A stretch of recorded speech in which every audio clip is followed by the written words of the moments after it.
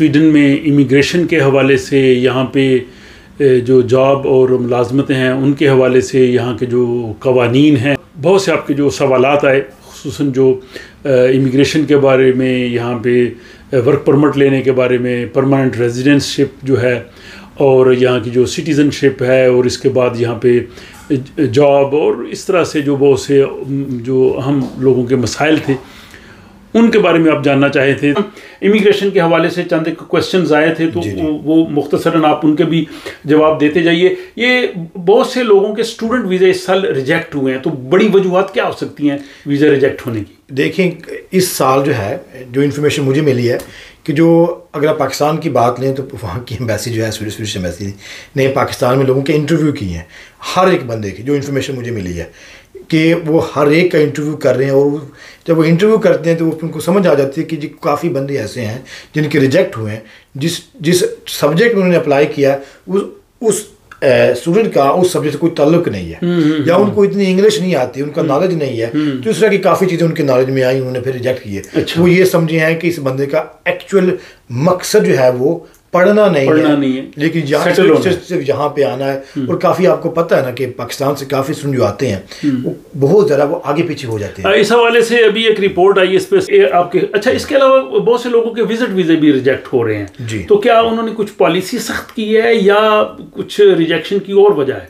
अच्छा, मैं आपको, शायद हमारी इस पर बात हो रही थी कुछ दिन पहले, आपने मुझे फ़ोन किया था, तो मैं बता रहा था कि ये इस साल जो है ना, अप्रैल मई से लेके इस अगस्त तक 4 महीनों में मुझे इतने कॉल वीज़े रिजेक्ट होने के मेरे पूरे 13 साल के करियर में नहीं है जितने एग्जैक्टली इतने आ चुके हैं। अच्छा। उसकी वजह यह है कि कोविड की वजह से लोग यहाँ पे पहले 3-2.5 साल जो है वो नहीं आ सके, और सब ने इसी समर को आने का क्या इसी समर को आना। आपको पता है मार्च में, तो मार्च के एंड के बाद वो स्टार्ट हुआ सिलसिला पूरा। तो सारे जो लोग 3 साल से वेट कर रहे थे, 2.5 साल से, उन्होंने एक ही बार अप्लाई कर दिया, सिर्फ पाकिस्तान से नहीं, पूरी दुनिया से। और फिर यह है कि आप पता है, अगर इतने ज़्यादा लोग अप्लाई कर रहे हैं तो सबको वो दे नहीं सकते, इट्स नॉट पॉसिबल।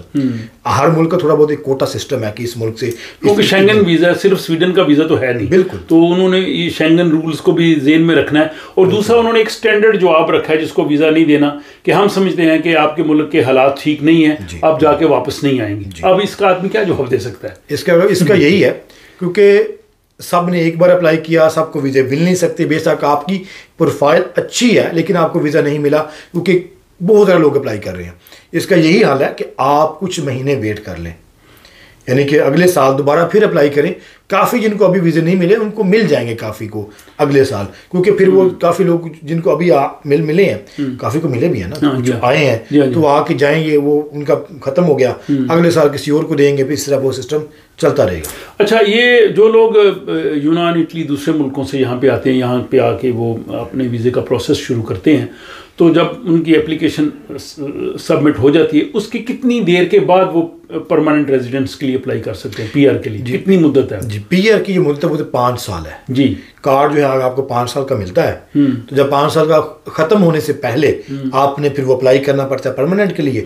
तो उसके बाद अगर जो आपके 5 साल पहले गुजरे होते हैं, उन्हें देखना होता है कि आपकी क्या कारकर्दगी, यानी कि आप इसी मुल्क में थे या आपने 2 साल मुल्क से बाहर गुजारे, आपने काम किया, आपका टैक्स गया, आपने कि यहाँ का जो सोशल सिस्टम है उसको यूज़ तो नहीं किया, यानी कि आपने एक्स्ट्रा विड्रॉ तो नहीं लिया, पैसे तो नहीं स्टेट से लिए, कुछ लोगों ने यानी आकाश पे तो नहीं लिए, आपने बूस्ट स्टॉक विड्रॉ लिया, इस तरह की चीज़ें, मुआशरत इकोनॉमी आपकी ठीक रही है। बिल्कुल, तो इस तरह की चीज़ें वो देखते हैं। अगर सब कुछ ठीक रहा है तो 5 साल है। कुछ लोग कह रहे थे 36 मंथ से, तो इसलिए मैंने कहा कि 5 साल है, 5 साल से नीचे एक दिन भी नहीं है। और इसके बाद फिर ज़ाहिर वो नेशनलिटी के लिए उसके बाद बहरहाल आप लोगों के बहुत से ज़ाहिर इमिग्रेशन के सवालात होते हैं, यहाँ पे जॉब्स के हवाले से होते हैं, यहाँ के कवानीन के हवाले से होते हैं, वो आपको अपडेट करते रहते हैं। लेकिन मज़ीद अगर आपको अपने स्पेसिफिक आपके सवालात हैं तो इनकी जो एडवांटेज यूरिस्ट ब्यूरो जो फर्म है, आप ये उनका ईमेल है और ये उनकी वेबसाइट है, इसके ज़रिए आप जो है वो इनसे रब्ता कर सकते हैं, वो आपको जो है वो तसल्ली बख्श जवाब ज़रूर देंगे। तो बहरहाल जनाब खटाना साहब, बहुत शुक्रिया। आज की नशिस्त मेरा ख्याल है कि हमारे जो लोगों को जो है वो काफ़ी मुफीद और मालूमाती लगी होगी।